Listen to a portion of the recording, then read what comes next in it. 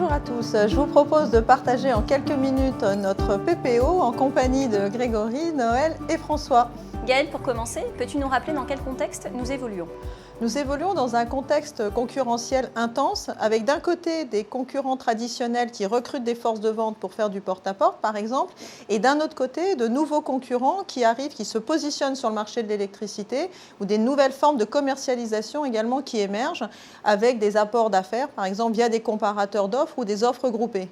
Pour autant, nos portefeuilles ELEC et gaz se portent plutôt bien et nos départs à la concurrence restent dans le cadre de ce qu'on avait prévu. L'ambition de la DCRC est réaffirmée dans le PPO 17-20. Mais du coup, quels en sont les axes majeurs pour les 3 années à venir ?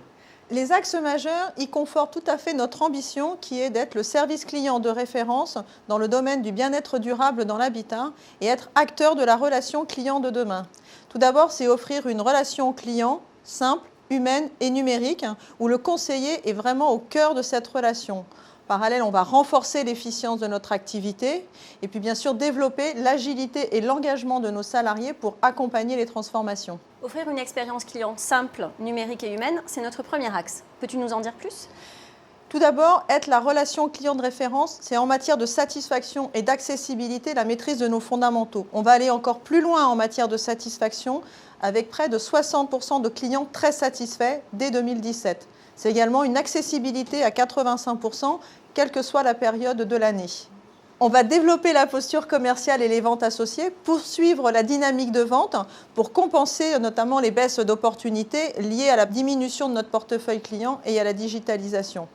En parallèle de cela, on va accompagner le client dans son expérience digitale via l'utilisation de l'équilibre ou de l'application EDF et moi. Et puis quand le client n'est pas à l'aise sur son parcours numérique, mettre de l'humain grâce au web humanisé avec du chat ou du web callback. Bien sûr, il faut renforcer aussi notre discours en matière d'économie d'énergie pour asseoir notre positionnement en matière de partenaire du bien-être durable dans l'habitat. Alors si je comprends bien, nous nous fixons comme objectif de renforcer l'efficience de nos activités. Oui François, on va conforter la performance financière et ancrer durablement la culture du recouvrement. Ça veut dire plus de clients aussi en prélèvement automatique et de clients mensualisés. La mise en place du modèle d'activité va nous permettre d'offrir une expérience client omnicanale et plus fluide et qui profite de toutes les opportunités du numérique. Ça nécessite la mise en place d'une nouvelle organisation plus efficiente et d'adapter derrière les trajectoires en effet de ressources à l'évolution de la demande. Ça veut dire travailler sur la fidélisation de nos conseillers au sein de la DCRC, mais également sur l'attractivité, poursuivre ces opérations séduction qui commencent à fleurir sur l'ensemble des régions pour attirer des ressources de la direction commerce et pourquoi pas d'autres entités du groupe. Nous sommes déjà en marche sur ces sujets-là, mais de quelle façon allons-nous poursuivre le développement de l'agilité et l'engagement de nos collaborateurs par rapport à ces évolutions ? Eh bien, Grégory, on va poursuivre le modèle managérial pour développer en effet la responsabilisation, l'autonomie, la création des marges de manœuvre pour tous les salariés de la DCRC, pour développer des postures plus agiles et accompagner des transformations, toujours en fonction des priorités clients. Et cette responsabilisation, autonomie, on va l'appliquer à tout ce qui va tourner autour du conseiller de demain. Le métier de demain, ça veut dire adapter les compétences, définir des parcours professionnels et travailler aussi sur les techniques de professionnalisation. Pour finir, on va apporter une attention toute particulière à tout ce qui est conditions de travail qui vont être propices à l'engagement et également au présentéisme et bien sûr à la prévention. L'ambition de la DCRC repose sur un nombre de chantiers et de projets de transformation importants, mais quels sont les vôtres en région ? J'aimerais partager l'expérimentation que nous avons lancée début mars pour faire du chat et du welcome back avec nos clients, web humanisé, testé et approuvé également par nos conseillers. Un mot sur le recouvrement. Chaque année, nous retravaillons notre catalogue de prestations pour les CRC.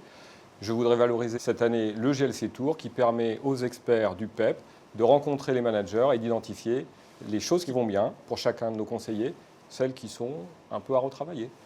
En ce qui concerne la région Rhône-Alpes-Auvergne, je voudrais mettre en lumière l'innovation et donc l'opération InnoLike. C'est vos idées pour un like client qui a permis de remonter 200 idées terrain qui donneront à exploitation d'une quinzaine au sein des CRC de la région. Gaëlle, un mot sur nos 3 accélérateurs, l'innovation, la transformation numérique et l'évolution de nos modes de fonctionnement.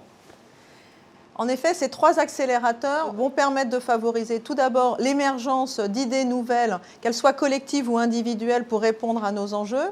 Ça doit permettre de renforcer également la cohésion d'équipe et le sentiment d'appartenance.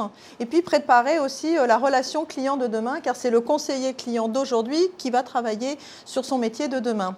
Pour finir, ça va permettre également de renforcer cet ancrage de l'esprit commerce en région grâce à l'ensemble des démarches conjointes qui sont menées avec les différentes entités de la direction commerce. Alors Gaëlle, as-tu confiance en l'avenir et penses-tu que nous allons réussir ? Oui François, j'ai confiance dans notre capacité à réussir et nous sommes prêts à relever les enjeux de demain. Je sais que je peux compter sur vous, sur votre engagement, votre capacité d'innovation. Soyons fiers de nos réalisations, confiants dans l'avenir, soyons acteurs du bien-être au travail et surtout prenez soin de vous en préservant votre santé et votre sécurité.